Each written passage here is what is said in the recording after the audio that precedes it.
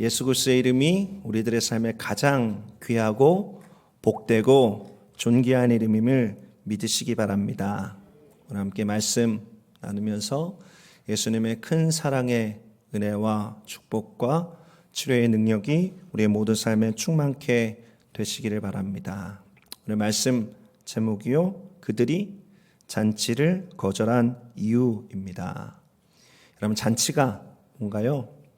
기쁜 일이 있을 때 음식 차려놓고 여러 사람들이 함께 모여서 즐기는 것이 잔치입니다. 성경을 보면 잔치에 대한 많은 기록들이 있습니다. 유월절과 같은 각종 절기에 잔치를 벌였고, 아이가 젖을 뗄 때, 생일이나 결혼이나 화해나 재회를 할 때 잔치를 벌였습니다. 또 포도를 수확하고 양털을 깎을 때, 또 반가운 친구를 만나거나 특별한 손님이 찾아오면 잔치를 벌였습니다. 국가적으로 큰 기쁨이 있을 때 잔치를 벌였고, 에스더 같은 사람은 자신의 청을 왕께 아뢰기 위해서 잔치를 열기도 했습니다. 여러분은 잔치 이런 말을 들으면 마음에 어떤 감정이 일어나나요? 지금 젊은 세대들은 잔치라는 말에 대한 감흥이 여기 계신 분들보다는, 또 인터넷을 통해서 예배를 드리고 계신 분들보다는 좀 덜할 것 같습니다. 워낙 먹을 것에 대해서 부족함이 없는 세대이기 때문이고, 공동체와 함께하기보다는 개인주의적인 성향이 더 짙어졌기 때문이죠. 하지만 잔치라는 말이 가지고 있는 왠지 기분 좋고, 왠지 흥분되고, 왠지 풍족함이 느껴지는, 대체로 긍정적인 반응을 일으키는 말이라는 것에 대해서는 모든 세대가 일치된 의견을 가지고 있으리라고 생각합니다. 그런데 오늘 성경 말씀 가운데는 예수님이 들려주시는 비유가 기록되어져 있는데, 그러한 잔치의 초대를 거절한 자들이 있다는 것을 우리는 발견하게 됩니다. 누가복음 14장 17절부터 18절 앞에 있는 말입니다. 잔치할 시각에 청하였던 자들에게 종을 보내어 이르되 오소서, 모든 것이 준비되었나이다 하며 다 일치하게 사양하여라고 기록되어 있습니다. 당시 이스라엘에서는 잔치에 누군가를 초대할 때 종을 보내서 2번에 걸쳐서 정중하게 모시는 것이 상례였습니다. 먼저는 잔치가 준비되기 전에 초청장을 보내서 1차 초대를 하고, 두 번째 초대는 잔칫날에, 당일날에 종을 보내서 모든 준비가 완료되었으니 오시오라고 하는 두 번째 잔치의 초대가 있는 것이죠.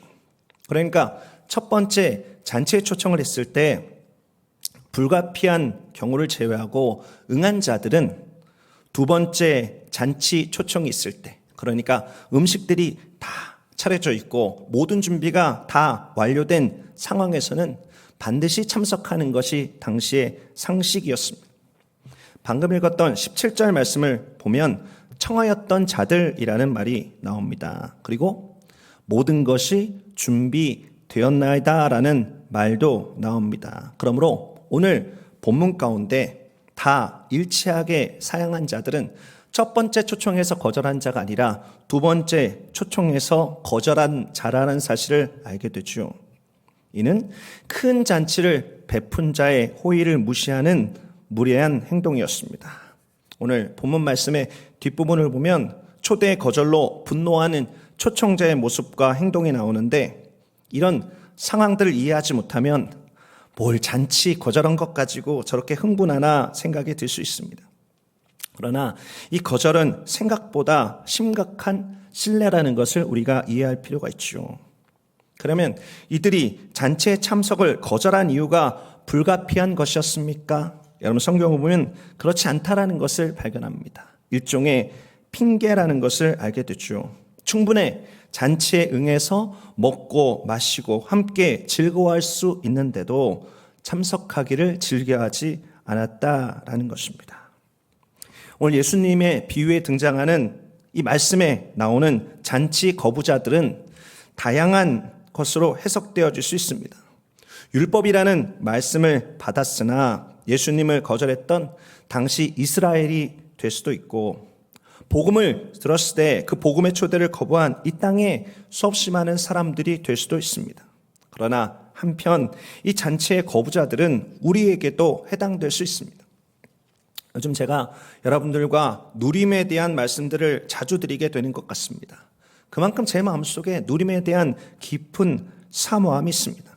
여러분, 우리들은 잔치 초대자의 1차 초대장을 받은 사람입니다. 그리고 응한 사람입니다. 우리는 예수님에 대해서 들었고 감사하게도 그를 믿기로 결단하고 교회 공동체 안에 있으니까요. 그러나 모든 준비를 마치고 보내진 2차 초대장에 대해서 우리들의 반응이 나뉘어지고 있습니다. 어떤 이는 2차 초대에 응해서 함께 잔치를 배설한 분과 즐거워하고 먹고 마시고 누림의 시간을 받는 것에 대해서, 또 누군가는 2차 초대를 거절하거나 2차 초대의 답을 늦추며 누림의 기쁨을 경험하지 못하고 있는 것을 우리는 보게 됩니다.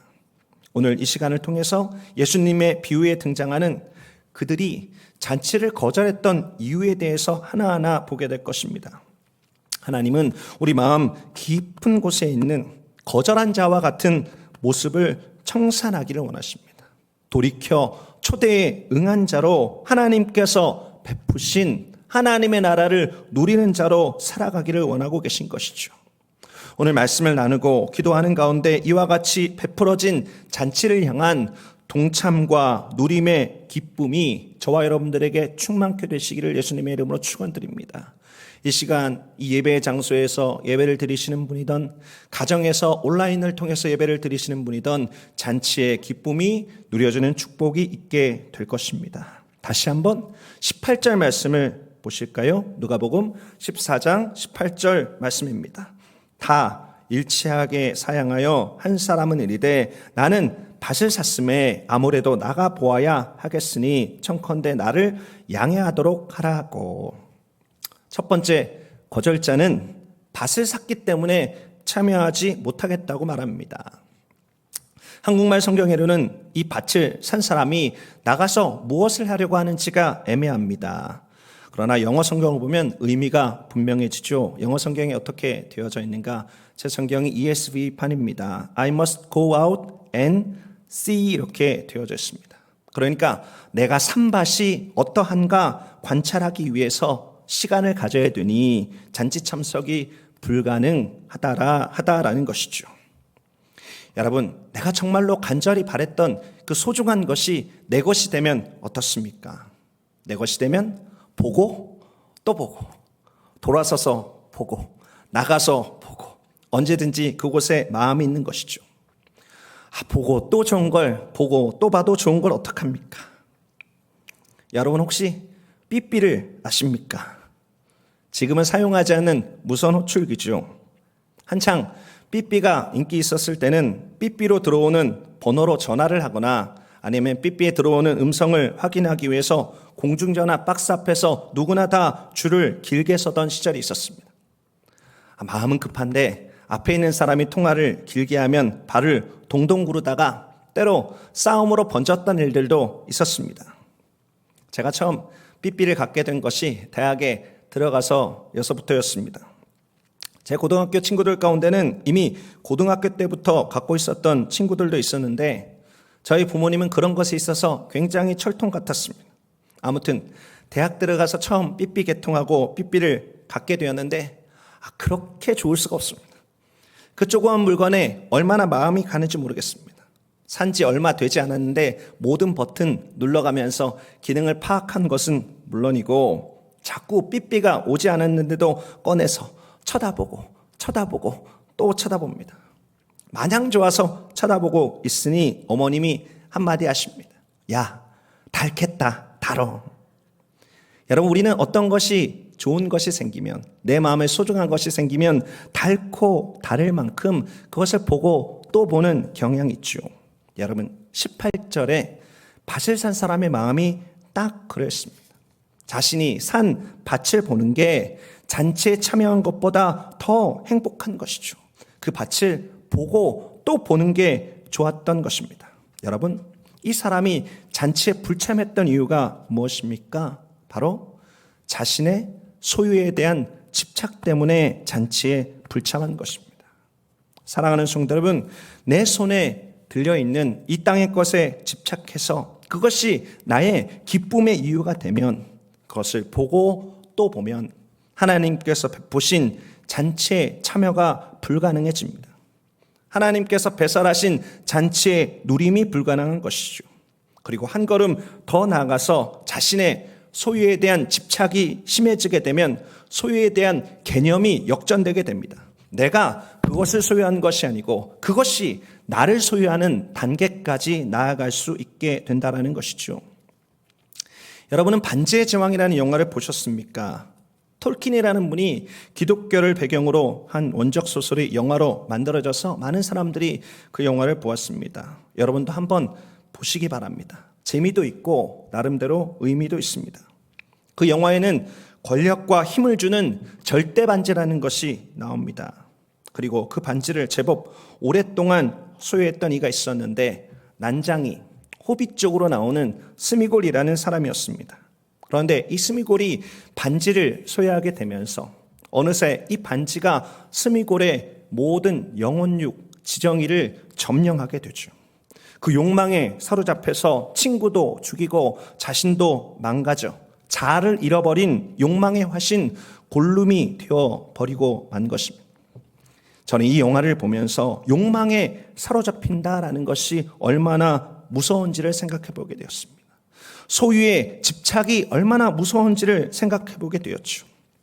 성경은 탐심이 무엇이라고 말하고 있습니까? 탐심이 곧 우상숭배라고 말하고 있는 것입니다. 여러분, 하나님께서 우리 안에 소유를 주신 것은 집착하라고 주신 것이 아닙니다. 이 땅을 살아가는 동안 우리들의 삶에 유익함을 주시기 위해서 또 다른 일을 섬기라고 하나님께서 우리 안에 소유를 선물로 주신 것이죠. 여러분, 소유는 우리의 숭배 대상이 아니라 우리의 다스림의 대상인 것입니다. 여러분, 소유에 집착하면 그 어떤 소유보다 가장 귀한 잔치의 가치를 알아볼 수 없습니다. 이 세상에 어떤 것보다 가장 귀한 하나님 나라의 가치, 이 세상에 어떤 것보다 가장 귀한 예수 그리스도의 이름의 가치를 알아볼 수 없는 것이죠. 사랑하는 성도 여러분, 오늘 예배를 드리는 저와 여러분들의 마음과 심령 속에, 삶 속에 우리의 소유에 대한 관계가 다시 재정립되는 축복의 역사가 있게 되시기를 예수님의 이름으로 축원드립니다. 우리들의 마음속에 있는 그 어떤 것에 집착해서 또 보고 또 봐도 좋은 것이 있다면 그것이 my precious가 되어서 늘 쳐다보면서 그것으로 안정감을 누리고 기쁨이 되고 있는 것이 있다라면 사랑하는 성도 여러분, 오늘 그것을 내려놓는 축복의 역사가 있게 되시기 바랍니다. 그를 통해서 우리들의 삶에 베푸신 하나님의 놀라우신 뜻, 천국잔치의 누림이 회복되어지는 저와 여러분 되시기를 예수 그리스도의 이름으로 축원드립니다. 이제 두 번째 사람을 함께 보시겠습니다. 두 번째 사람의 핑계는 무엇이었습니까? 누가복음 14장 19절 말씀입니다.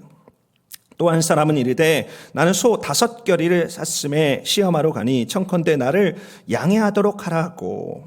여러분, 겨리가 무엇인가? 겨리는 멍에를 매는 단어입니다. 쉽게 이해하면 한 쌍이죠.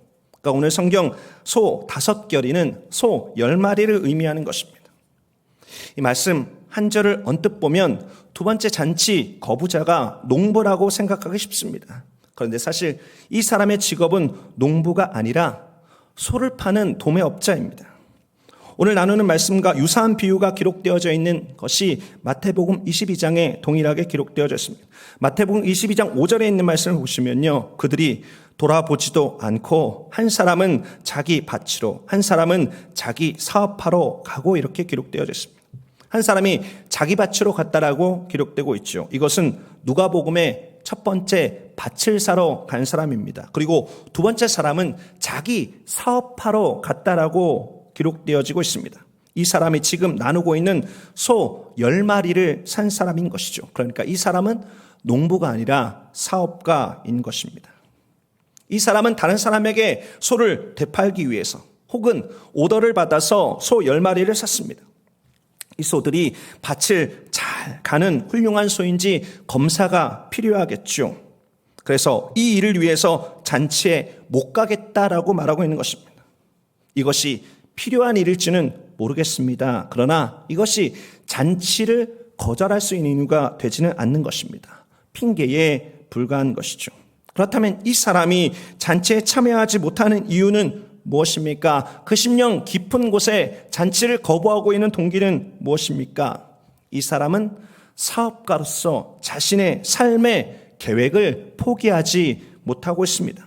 자신의 계획에 대한 집착을 가지고 있고 그것이 잔치를 참여하지 못하게 하는 이유가 되고 있는 것이죠. 여러분, 우리는 한 치 앞도 내다보지 못하는 미래에 대해서 나름 경험과 지식을 동원하고 계획을 세우게 됩니다. 그리고 그 계획이 완벽하다고 여겨지게 되면 사람들은 누구나 그 계획에 집착하기 시작합니다.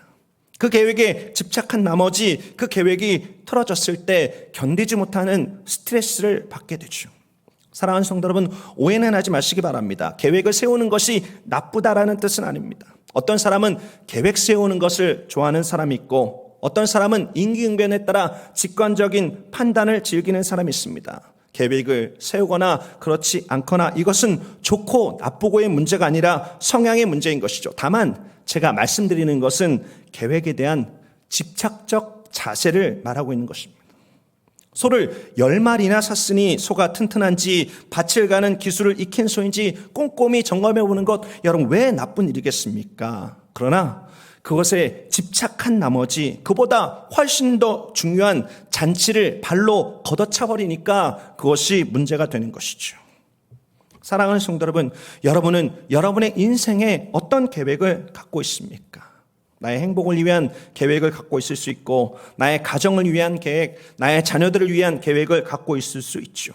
우리는 그 계획을 생각할 때마다 부푼 꿈을 꾸게 되고 들뜬 마음으로 우리들의 삶에 무언가 환희를 경험하게 됩니다.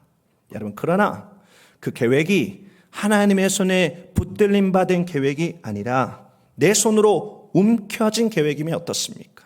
그 계획에 집착하게 되면 어떻습니까?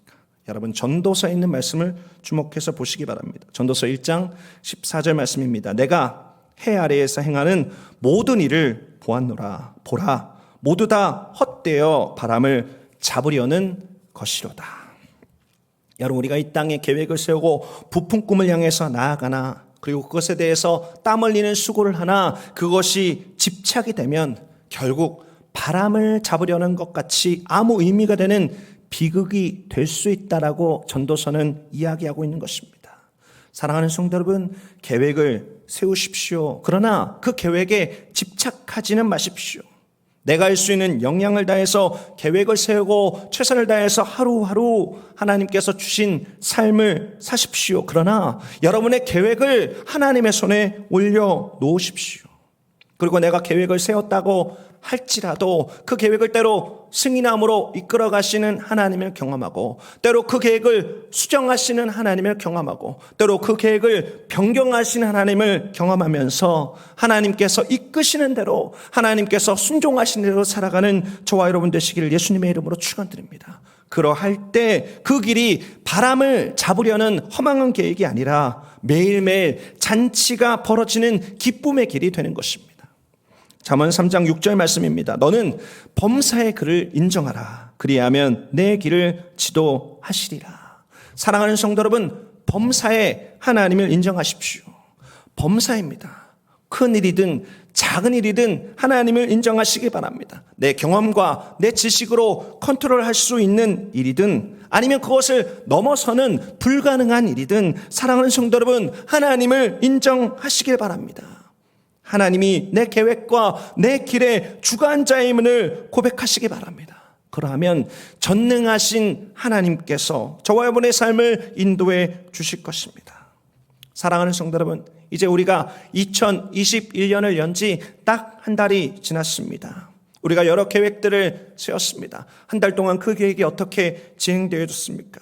여러분, 그 계획을 세우는 것 귀한 일입니다. 하지만 한 달이 지난 이 시점에서 우리가 다시 한번 점검해 보는 것이 있습니다. 그 계획을 우리가 집착하고 있는가? 그 계획을 하나님께 올려드리고 있는가?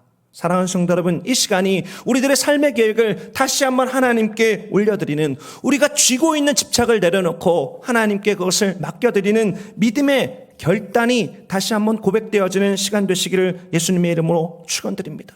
그러할 때 천국잔치의 기쁨이, 천국잔치의 축복이 우리들의 삶에 차고 흘러 넘쳐나게 될 것입니다. 그런 저와 여러분의 삶 되시기를 예수 그리스도의 이름으로 축원을 드립니다. 이제 마지막 사람의 핑계를 볼 차례입니다. 누가복음 14장 20절 말씀. 또 한 사람은 이르되 나는 장가 들었으니 그러므로 가지 못하겠노라 하는지라.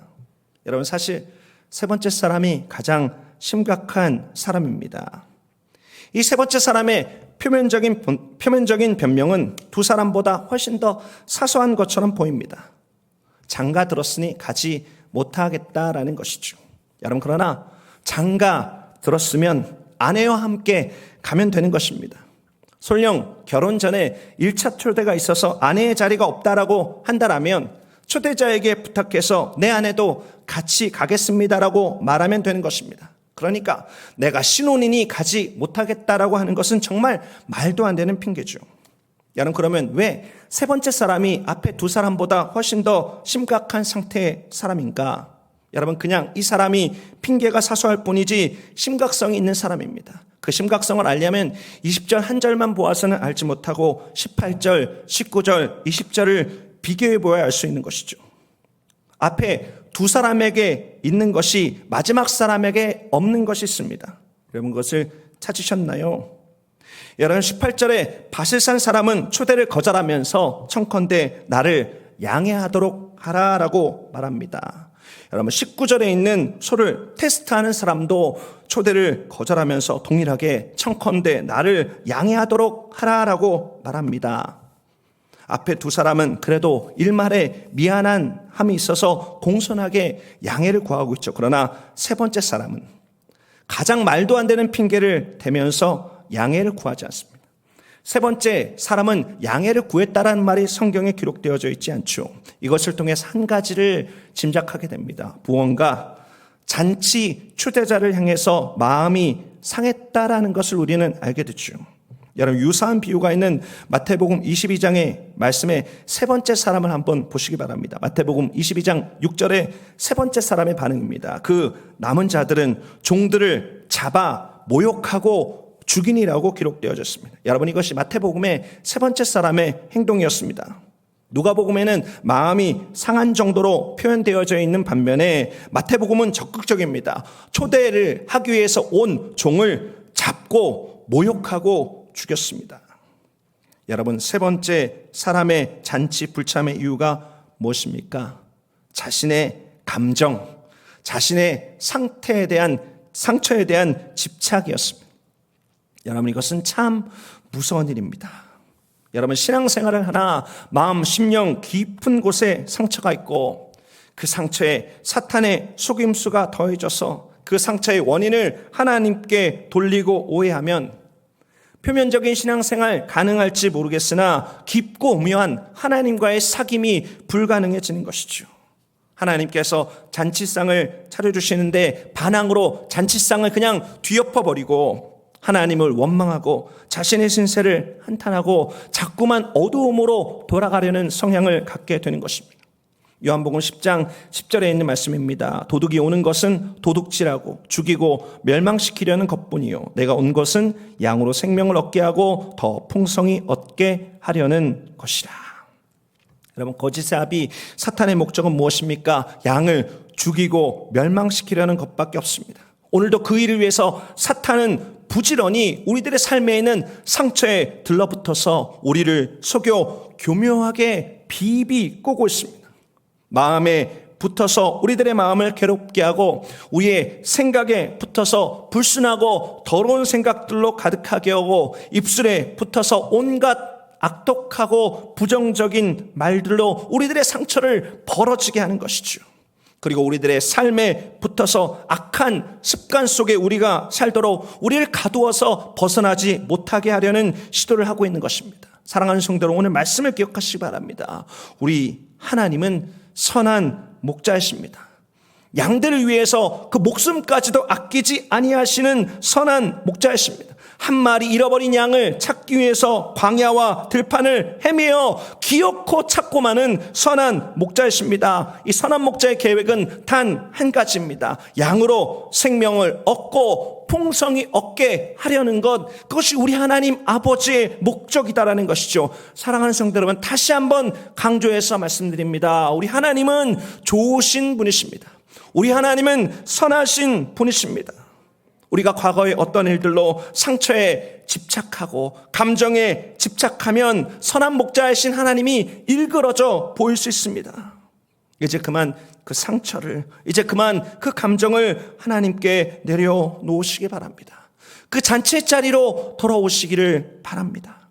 하나님의 잔치자리에는 온갖 치료제가 가득합니다.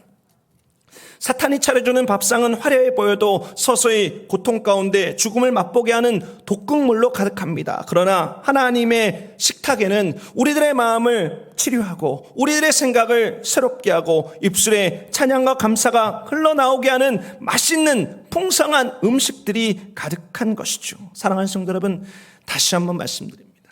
예배 시간에 길이의 한계로 자세히 말씀드릴 수 없지만 지금이 은혜의 때입니다. 지금이 여러분의 상처와 감정들을 내려놓고 하나님의 잔치의 자리로 돌아갈 때입니다. 여러분, 그것을 내려놓지 못하면 오늘도 하나님께서 잔치의 자리를 베풀어 주셨으나 그 잔치의 자리를 발로 차는 것 같은 결과들밖에 낳지 못하는 것이죠. 여러분, 하나님 앞에 내려놓아야 하나님께서 치유하십니다. 오늘 그 상처와 감정이 성령의 역사 가운데 다루어지는 축복의 날 되시기를, 그래서 진정 거듭난 자의 기쁨을 맛보는 저와 여러분 되시기를 예수 그리스도의 이름으로 축원드립니다. 여러분, 다시 한번 오늘 말씀을 떠올려 보기 원합니다. 오늘 말씀 가운데 등장하는 세 사람이 잔치를 거절한 이유가 무엇입니까? 첫 번째 사람은 자신의 소유에 대한 집착을 내려놓지 못하여서 잔치 자리를 거부했습니다. 두 번째 사람은 자신의 계획에 대한 집착을 내려놓지 못해서 잔치를 거부했습니다. 세 번째 사람은 자신의 감정, 자신의 상처에 대한 집착을 내려놓지 못해서 잔치를 거부했습니다. 여러분이 혹시 이 세 가지 중에 한 가지라도 여러분에게 해당되는 것이 있습니까? 아니면 부분적으로나마 여러분들이 이것을 붙들고 계신 것이 있습니까? 사랑하는 성도 여러분, 간곡하게 부탁드립니다.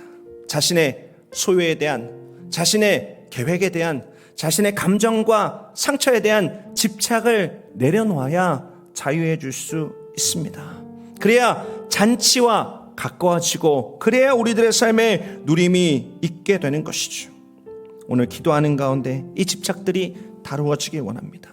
우리가 꼭 움켜쥐었던 소유에 대한 집착, 우리가 놓지 못했던 계획에 대한 집착, 우리가 끌어안고 나는 상처받은 자야, 나는 고통받고 있는 자야, 나는 아픈 자야라고 말하고 있는 과거의 상처와 과거의 감정에 대한 모든 것들을 이제 내려놓고 하나님께서 베푸시는 은혜 가운데, 하나님께서 배설하신 잔치의 풍성함 가운데 나아가는 저와 여러분 되시기를 예수 그리스도의 이름으로 축원드립니다.